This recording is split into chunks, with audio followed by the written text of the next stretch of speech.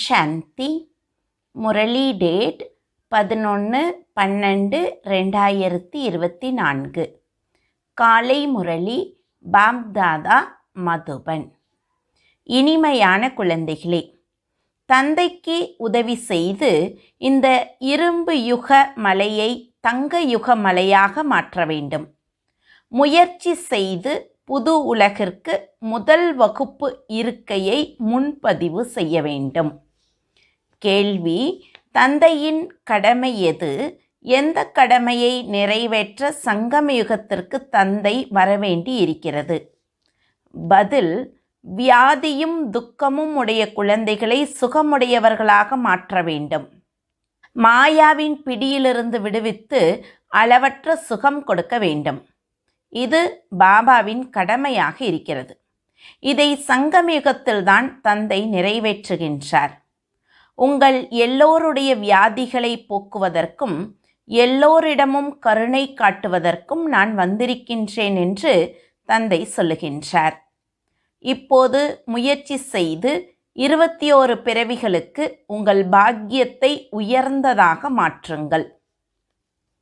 பாட்டு: போலாநாதர் தனிப்பட்டவர். ஓம் சாந்தி.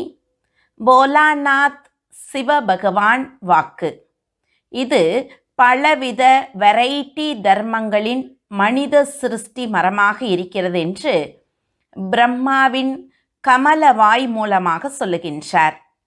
இந்த கல்ப மரத்தின், அதாவது உலகத்தின் முதல் இடை கடைசியின் ரகசியத்தை குழந்தைகளுக்கு புரிய வைக்கின்றேன். பாடலிலும் இதன் புகழ் இருக்கிறது.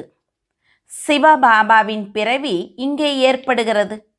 நான் பாரதத்தில் வந்திருக்கின்றேன் என்று தந்தை சொல்லுகின்றார். சிவபாபா எப்போது வந்திருந்தார் என்பது மனிதர்களுக்கு தெரியவில்லை. ஏனென்றால் கீதையில் ஸ்ரீ கிருஷ்ணரின் பெயரை போட்டுவிட்டார்கள்.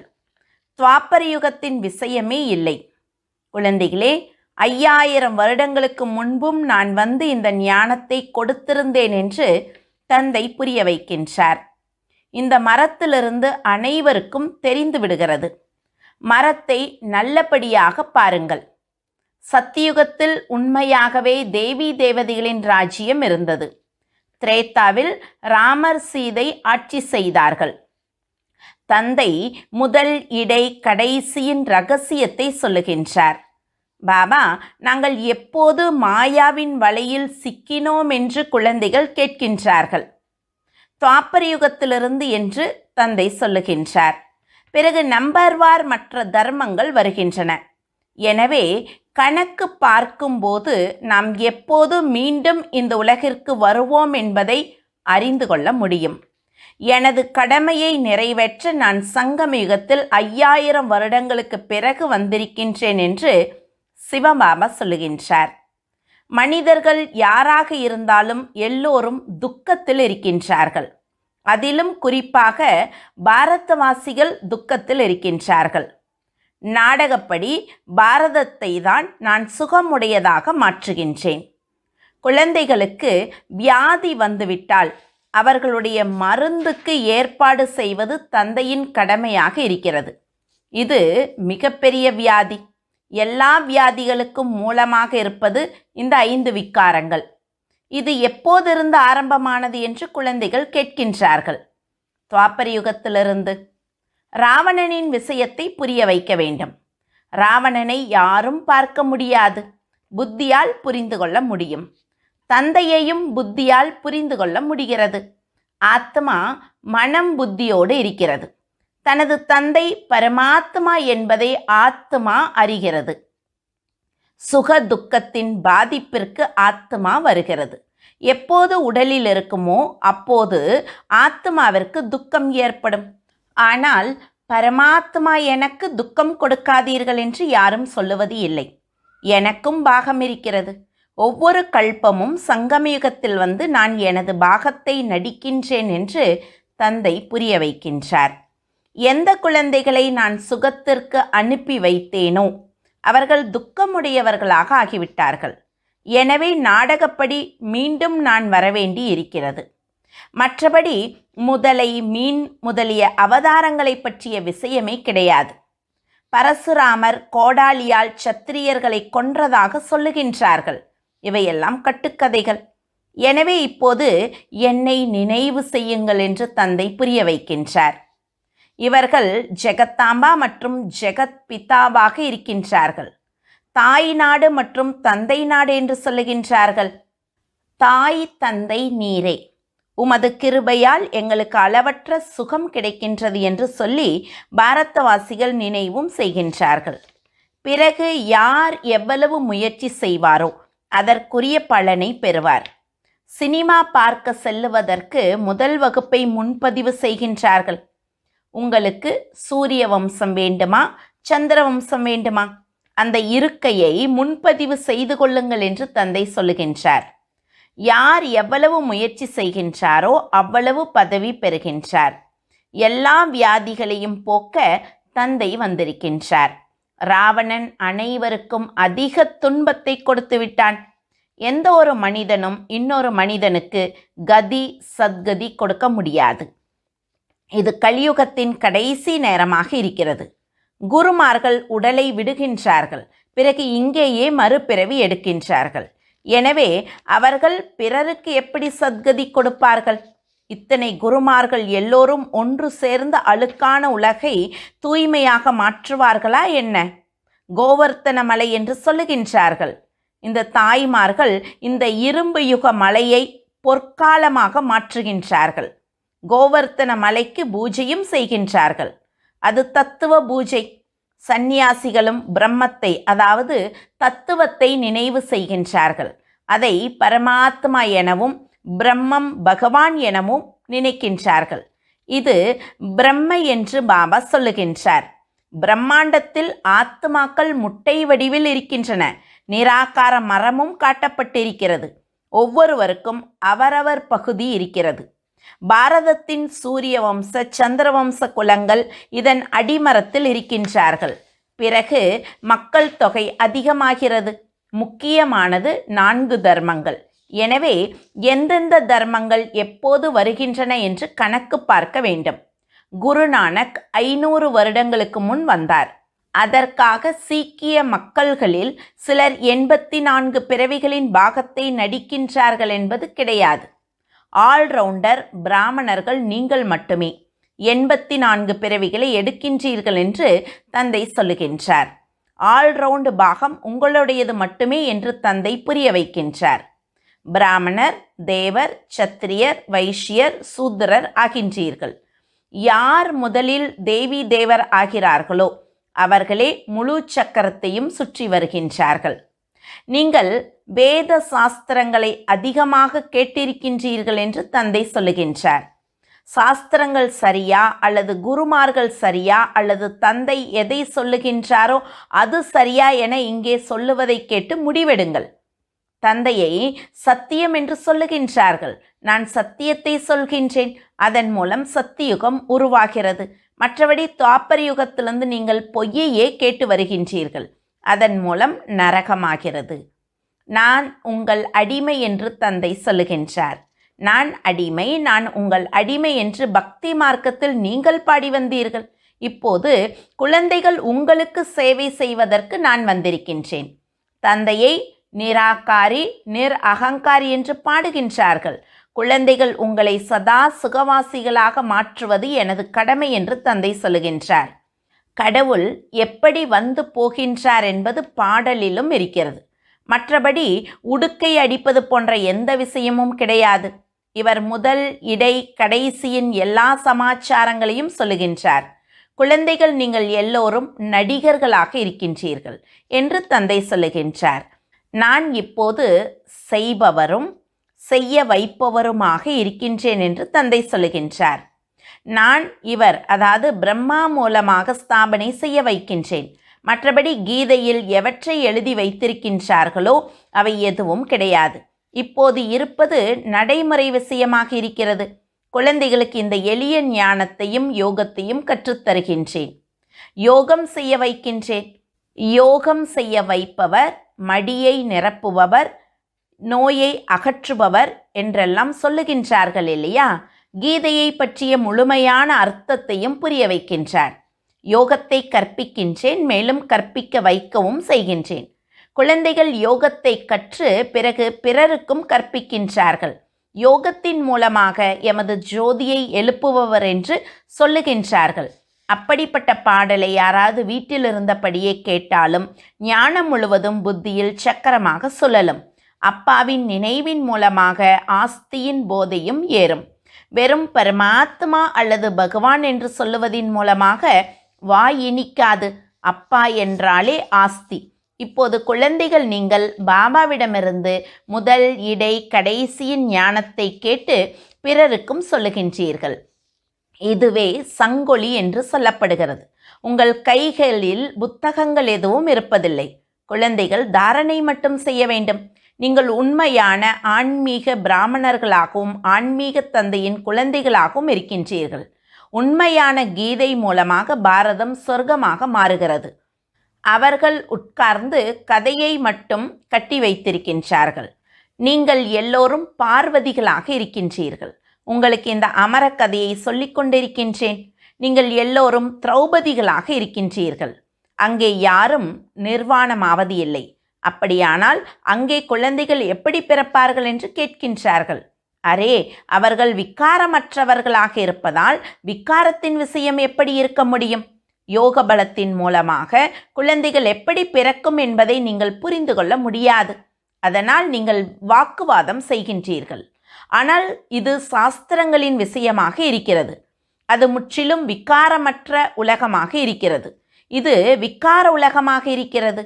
நாடகப்படி மாயா மீண்டும் உங்களை துன்பப்படுத்தும் என்பது எனக்கு தெரியும். ஒவ்வொரு கல்பமும் நான் எனது கடமையை நிறைவேற்ற வருகின்றேன். கல்ப முன்னர் கண்டெடுக்கப்பட்ட குழந்தைகளே வந்து தமது ஆஸ்தியை பெறுவார்கள் என்பது தெரியும். இது அதே மகாபாரத யுத்தம். அதற்குரிய அடையாளங்களையும் காட்டுகின்றார்கள். நீங்கள் மீண்டும் தேவி தேவர ஆவதற்கு, அதாவது சொர்க்கத்தின் அதிபதி ஆவதற்கு முயற்சி செய்ய வேண்டும். இதில் ஸ்தூல சண்டைக்கு எந்த விஷயமும் கிடையாது. அசுரர்களுக்கும் தேவர்களுக்கும் இடையே ஒருபோதும் சண்டை நடக்கவில்லை. அங்கே சண்டையிட மாயாவே இருப்பதில்லை. அரைக்கல்பம் எந்த சண்டையும் இருப்பது இல்லை. எந்த வியாதியும் இருப்பதில்லை. எந்த துக்கம் அசாந்தியும் இருப்பதில்லை. அரே, அங்கே எப்போதும் சுகம் இருக்கும். எப்பொழுதும் வசந்தமாக இருக்கும். மருத்துவமனைகள் இருப்பதில்லை. மற்றபடி பள்ளிக்கூடத்தில் கல்வி கற்பிப்பது நடந்து கொண்டே இருக்கும். இப்போது நீங்கள் ஒவ்வொருவரும் இங்கிருந்து ஆஸ்தி பெற்று செல்லுகின்றீர்கள். மனிதர்கள் கல்வியின் மூலமாக தங்கள் கால்களில் நிற்கின்றார்கள். இதை பற்றி ஒரு கதையும் இருக்கிறது. நீங்கள் யாருடையதை சாப்பிடுகின்றீர்கள் என ஒருவர் கேட்டார். அப்போது நான் என் புண்ணியத்தை சாப்பிடுகின்றேன் என்று அவர் சொன்னார். அது எல்லைக்குட்பட்ட புண்ணியமாக இருக்கிறது. இப்போது நீங்கள் தமது எல்லையற்ற புண்ணியத்தை உருவாக்குகின்றீர்கள். நீங்கள் உங்கள் தலையெழுத்தை அப்படி ஆக்குகின்றீர்கள். அதனால் 21 பிறவிகளுக்கு நீங்கள் உங்கள் ராஜ்ய பாக்கியத்தை அனுபவிக்கின்றீர்கள். இது எல்லையற்ற சுகத்தின் ஆஸ்தியாக இருக்கிறது. இப்போது குழந்தைகள், நீங்கள் வித்தியாசத்தை நன்கு அறிந்து கொண்டீர்கள். பாரதம் எவ்வளவு சுகவாசியாக இருந்தது. இப்போது அதன் நிலை என்ன? யார் கல்பமுன் ராஜ்ய பாக்கியத்தை பெற்றாரோ அவரே இப்போது பெறுவார். எது நாடகத்தில் இருக்குமோ அது கிடைக்கும் என்பது கூடாது. அப்படியானால் பட்டினி கிடந்து சாவீர்கள். இந்த நாடகத்தின் ரகசியத்தை முழுமையாக புரிந்து கொள்ள வேண்டும். சாஸ்திரங்களில் ஒருவர் இவ்வளவு ஆயில், இன்னொருவர் இவ்வளவு ஆயில் என்று எழுதிவிட்டனர். பலவிதமான வழிமுறைகள் இருக்கின்றன. சிலர் நாம் எப்போதும் சுகமாகவே இருக்கின்றோம் என்று சொல்லுகின்றார்கள். அரே, உங்களுக்கு ஒருபோதும் வியாதி வருவதில்லையா என்று கேட்டால், வியாதியெல்லாம் உடலுக்கு வருகிறது, ஆத்மாவில் எதுவும் ஒட்டுவது இல்லை என்று அவர்கள் சொல்லுகின்றார்கள். அரே, அடிபட்டால் ஆத்மாவிற்கு துக்கம் ஏற்படுகிறது இல்லையா? இது புரிந்து கொள்ளும் பெரிய விஷயமாக இருக்கிறது. இது பள்ளிக்கூடம். ஒரு ஆசிரியரே பாடம் கற்றுத்தருகின்றார். ஞானம் ஒன்றுதான், குறிக்கோளும் ஒன்றுதான். நரனிலிருந்து நாராயணர் ஆக வேண்டும். தேர்வில் தேர்ச்சி பெறாதவர்கள் சந்திர வம்சத்திற்கு சென்று விடுவார்கள். தேவர்கள் இருந்தபோது சத்திரியர்கள் இருக்கவில்லை. சத்திரியர்கள் இருந்தபோது வைஷ்யர்கள் இருக்கவில்லை. வைஷ்யர்கள் இருந்தபோது சூத்திரர்கள் இருக்கவில்லை. இவையெல்லாம் புரிந்து கொள்ளும் விஷயங்களாக இருக்கின்றன. தாய்மார்களுக்கு இது மிகவும் எளிதாக இருக்கிறது. ஒரே தேர்வுதான். தாமதமாக வந்தவர்கள் எப்படி படிக்க முடியும் என்று நினைக்காதீர்கள். ஆனால் இப்போது புதிதாக வந்தவர்கள் வேகமாக சென்று கொண்டு இருக்கின்றார்கள், பிராக்டிக்கலாக செய்து கொண்டு இருக்கின்றார்கள். மற்றபடி மாயா ராவணனுக்கு எந்த உருவமும் கிடையாது. இவரிடம் காமத்தின் பூதம் இருக்கிறது என்று சொல்லுவார்கள். மற்றபடி ராவணனுக்கு உருவமோ உடலோ கிடையாது. நல்லது. எல்லா விஷயங்களுக்கும் சாக்கரீனாக இருப்பது மண்மனாபவ. என்னை நினைவு செய்தால் அந்த யோக நெருப்பில் பாவங்கள் அழிந்துவிடும். தந்தை வழிகாட்டியாக மாறி வருகின்றார். குழந்தைகளே, நான் குழந்தைகள் உங்களுக்கு நேரடியாக கற்பிக்கின்றேன் என்று தந்தை சொல்லுகின்றார். ஒவ்வொரு கல்பமும் நான் எனது கடமையை நிறைவேற்றுகின்றேன். நான் குழந்தைகள் உங்கள் உதவியோடு எனது கடமையை செய்ய வந்திருக்கின்றேன் என்று பரலோக தந்தை சொல்லுகின்றார். உதவி செய்தால்தான் நீங்களும் பதவி பெறுவீர்கள். நான் எவ்வளவு பெரிய தந்தையாக இருக்கின்றேன், எவ்வளவு பெரிய யாகத்தை படைக்கின்றேன். பிரம்மாவின் வாய் வம்சாவளி நீங்கள் எல்லோரும் பிராமண பிராமணிகள், சகோதர சகோதரிகளாக இருக்கின்றீர்கள். எப்போது சகோதர சகோதரி ஆகின்றீர்களோ அப்போது கணவன் மனைவி என்ற பார்வை மாறிவிடுகிறது. இந்த பிராமண குலத்திற்கு களங்கம் விளைவிக்க வேண்டாம். இது தூய்மையாக வாழ்வதற்கான யுக்தியாக இருக்கிறது. இது எப்படி சாத்தியமாகும் என்று மனிதர்கள் கேட்கின்றார்கள். அப்படி இருக்க முடியாது. ஒன்றாக இருந்த போதும் தீ பற்றாமல் இருக்க முடியாது என்று மனிதர்கள் சொல்லுகின்றார்கள். இடையில் ஞான வாள் இருப்பதால் ஒருபோதும் தீ பற்ற முடியாது என்று தந்தை சொல்லுகின்றார். எனினும் இருவரும் மண்மனாபவ நிலையில் இருக்க வேண்டும். சிவபாபாவை நினைவு செய்து கொண்டே இருக்க வேண்டும். தம்மை பிராமணர் என்று உணர வேண்டும். மனிதர்கள் இந்த விஷயங்களை புரிந்து கொள்ளாத காரணத்தால் கூச்சல் போடுகின்றார்கள். இந்த அவச்சொற்களை கேட்க வேண்டி இருக்கிறது. கிருஷ்ணரை ஒருபோதும் யாரும் திட்ட முடியாது. கிருஷ்ணர் அப்படியே வந்துவிட்டால் வெளிநாடுகளிலிருந்து எல்லாம் விமானங்களில் ஓடி வருவார்கள். கூட்டம் அலைமோதும். பாரதத்தில் என்ன நடக்கும் என்று யாரும் சொல்ல முடியாது. நல்லது. இன்று போகு தினமாக இருக்கிறது. இது தாய் வீடு, அது மாமியார் வீடு. சங்கமயுகத்தில் இரண்டிற்கும் சந்திப்பு ஏற்படுகிறது. சிலர் இதை மாய மந்திரம் என நினைக்கின்றார்கள். இந்த காட்சி காணல் என்ன? பக்தி மார்க்கத்தில் எப்படி காட்சி கிடைக்கிறது என்பதை தந்தை புரிய வைத்திருக்கின்றார். இதில் சந்தேக புத்தியுடையவர் ஆக வேண்டாம். இது இங்குள்ள பழக்க வழக்கமாக இருக்கிறது. சிவபாபாவின் உணவுக்கூடமாக இருப்பதால் அவரை நினைவு செய்து போகு வைக்க வேண்டும். யோகத்தில் இருப்பது நல்லதுதானே? அப்போது தந்தையின் நினைவும் இருக்கும். நல்லது. இனிமையிலும் இனிமையான காணாமல் போய் கண்டெடுக்கப்பட்ட செல்ல குழந்தைகளுக்கு தாய் தந்தை பாம் தாதாவின் அன்பு நினைவுகள் மற்றும் காலை வணக்கம். ஆன்மீக குழந்தைகளுக்கு ஆன்மீக தந்தையின் நமஸ்காரம். ஆன்மீக தந்தைக்கு ஆன்மீக குழந்தைகளின் அன்பு நினைவுகளும் நமஸ்காரமும். தாரணைக்கான முக்கிய சாரம். முதல் பாயிண்ட், தம்மை பிரம்மாவின் வாய் வம்சாவளி என உணர்ந்து உறுதியான பவித்திர பிராமணர் ஆக வேண்டும். ஒருபொழுதும் நமது இந்த பிராமண குலத்திற்கு களங்கம் விளைவிக்க கூடாது. இரண்டாவது பாயிண்ட், தந்தைக்கு சமமாக நிராகாரி அகங்காரியாக மாறி தமது கடமையை நிறைவேற்ற வேண்டும். ஆன்மீக சேவையில் எப்போதும் இருக்க வேண்டும். வரதானம், அன்பின் சக்தியால் மாயாவின் சக்தியை முடித்துவிடும் சம்பூர்ண ஞானி ஆகுக. அன்பில் மூழ்குவதே சம்பூர்ண ஞானமாக இருக்கிறது. அன்பு பிராமண பிறவியின் வரதானமாக இருக்கிறது. சங்கமயுகத்தில் அன்பு கடலானவர் அன்பின் வைர முத்துக்களை தட்டுக்களில் நிரப்பிக் கொடுக்கின்றார். அதனால் அன்பில் முழுமையாகுங்கள். அன்பின் சக்தியால் பிரச்சனை வடிவ மலை மாற்றமடைந்து தண்ணீருக்கு சமமாக லேசாகும். மாயாவின் எப்படிப்பட்ட கொடிய உருவமோ ராயல் உருவமோ எதிர்த்தாலும் நொடியில் அன்பு கடலில் மூழ்கிவிடுங்கள். அப்போது அன்பின் சக்தியால் மாயாவின் சக்தி முடிந்துவிடும். ஸ்லோகன்: உடல், மனம், செல்வம், மனம், சொல், செயல் இவற்றால் தந்தையின் காரியத்திற்கு சதா ஒத்துழைப்பு கொடுப்பவரே யோகி. ஓம் சாந்தி.